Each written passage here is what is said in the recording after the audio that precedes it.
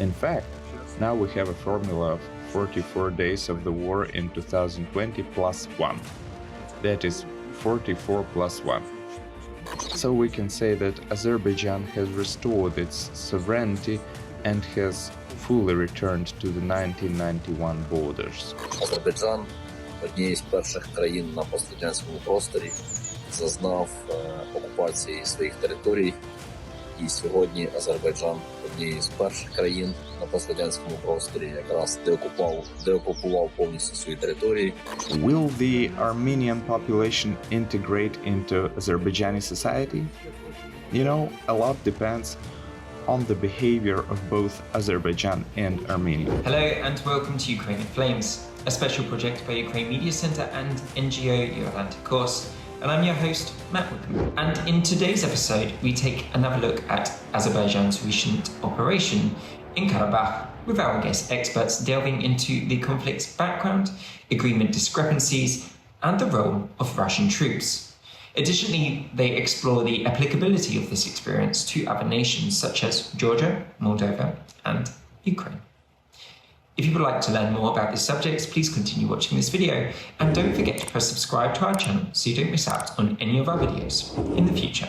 Our first guest today, Ahmad Alili, researcher in international public policy and director of the Caucasus Policy Analysis Center, highlights Azerbaijan's successful anti-terrorist operation in Karabakh, leading to Armenian forces surrendering, and Azerbaijan's strategic gains.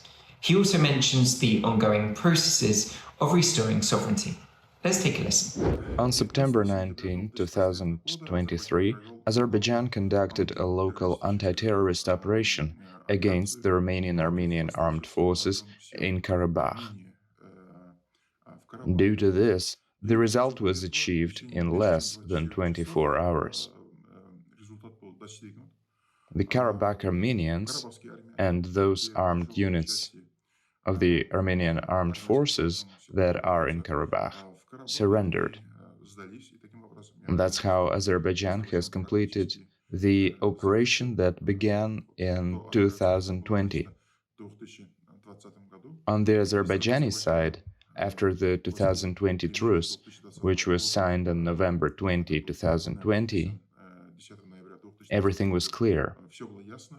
Azerbaijan had complete superiority and is the winner in this case.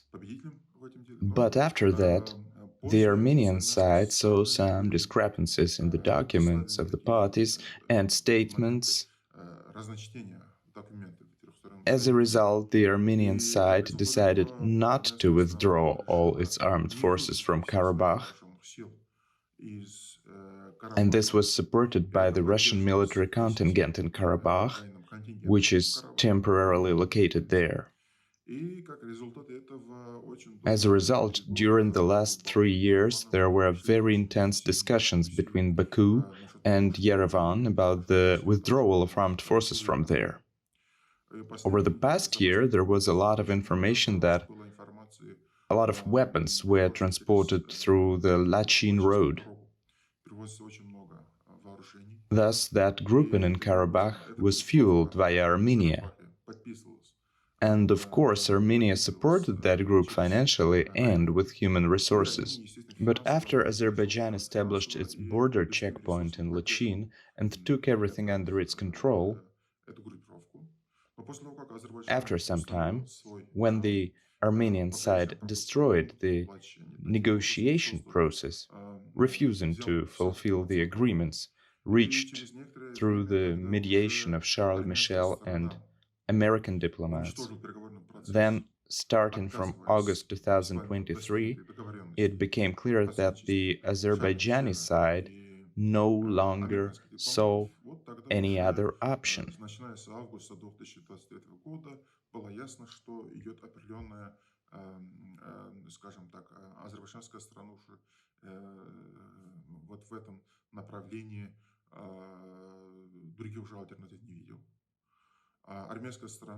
After the Armenian side destroyed the negotiation process, the logic of the entire process is that if diplomats do not communicate with each other, then the military will. That was how we witnessed the anti-terrorist operation on September 13th.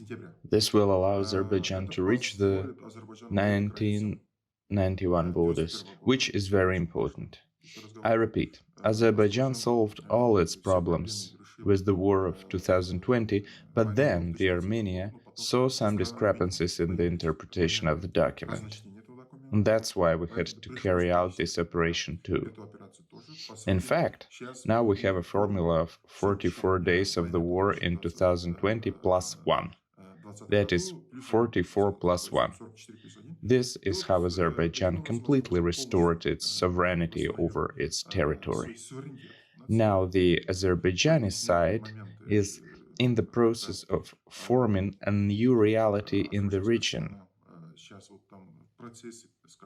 I think we'll see the results very soon.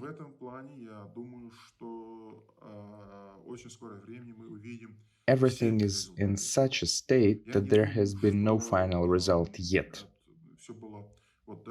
But it is clear that the Karabakh Armenians will not have any self-government institution.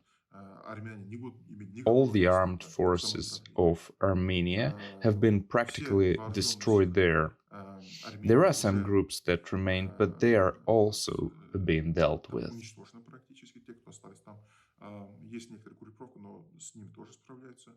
So we can say that Azerbaijan has restored its sovereignty and has fully returned to the 1991 borders. A premature withdrawal of Russian troops from Karabakh is also possible.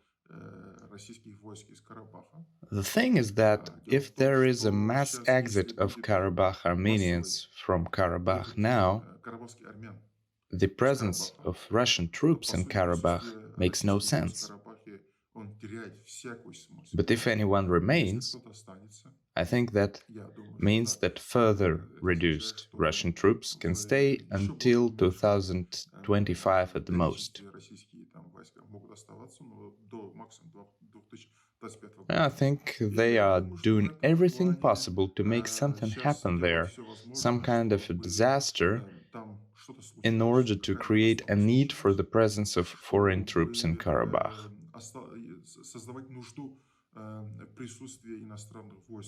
Azerbaijan understands this and is doing everything possible to prevent this from happening. Everything is very uncertain yet. I think we'll see the results a bit later.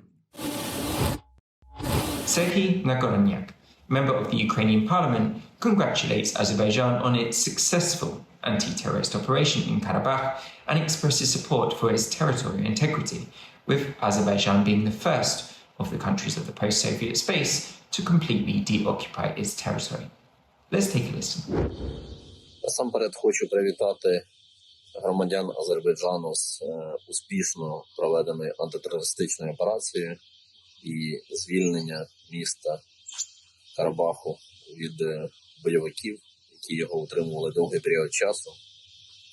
Азербайджан, однією з перших країн на пострадянському просторі, зазнав окупації своїх територій.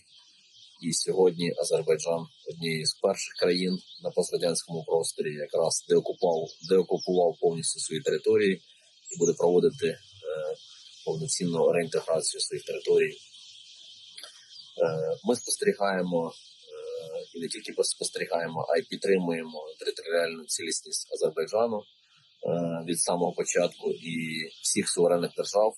Підтримуємо територіальну цілісність. Українці, як ніхто, знають, що таке агресор, як ніхто знає, що таке окуповані території, що на окупованих територіях проводять загарбники, проводять і окупанти, як вони знущаються з мирного населення, як вони заміновують території. І ми раді тому, що сьогодні Азербайджан повністю деокупував свої території, провів успішну антитерористичну операцію. Ми знаємо, що загинули і мирні люди, і поліцейські нещодавно загинули. 7 поліцейських підірвалися на мінах в Україні. На жаль, щодня також гинуть і цивільні, і військові на замінованих територіях. Україна сьогодні одна з найбільш замінованих територій світу. І ми раді тому, що Азербайджан долучається до того, щоб допомогти українські території розмінувати. Ми вдячні за підтримку Азербайджану в енергетичній сфері.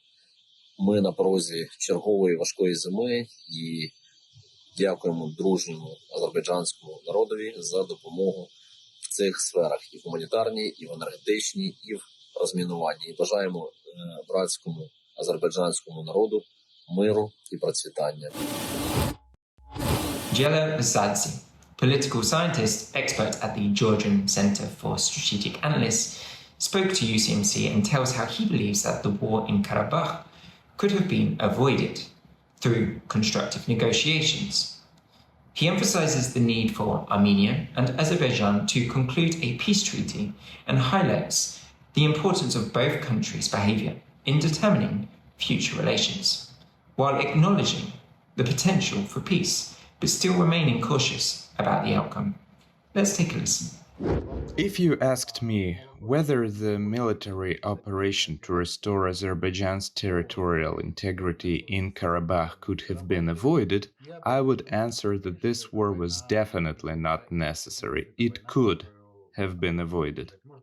It could have been avoided if all the time since the 44-day war there had been constructive negotiations on integrating the Armenian population of Karabakh into Azerbaijan instead of waging an informational, diplomatic, or any other kind of war that is a war by other methods.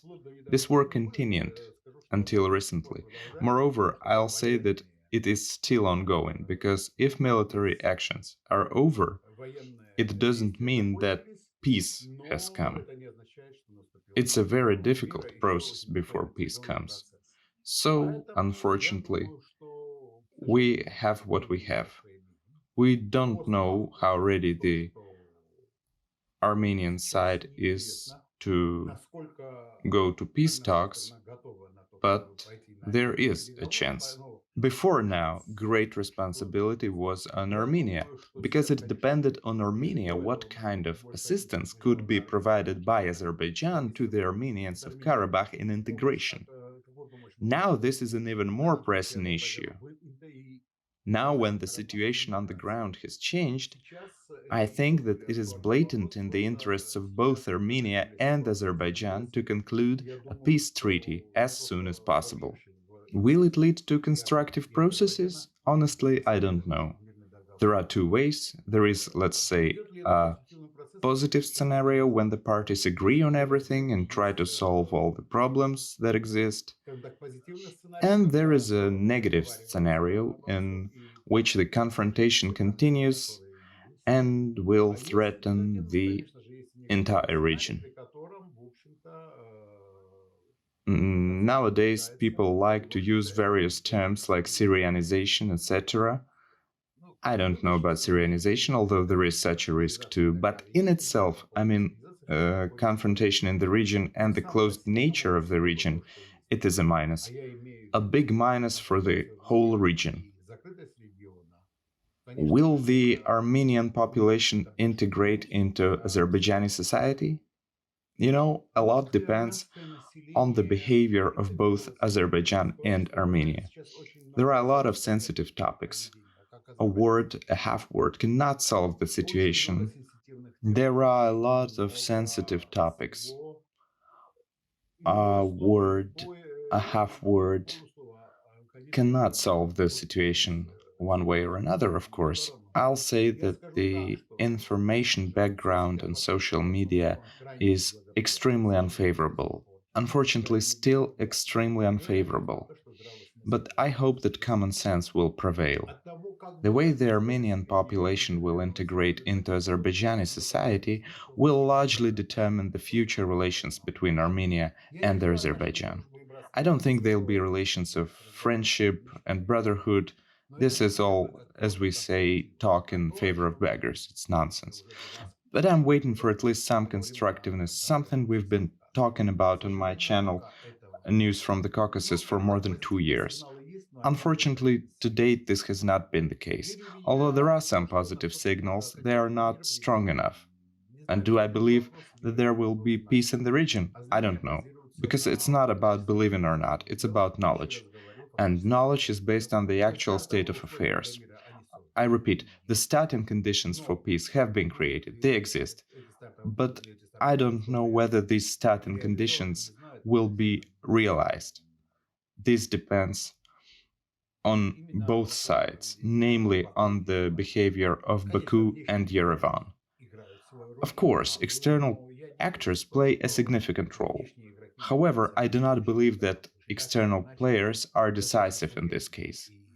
One way or another, both Azerbaijan and Armenia are quite subjective, no matter what is said about Armenia's problems with confidence.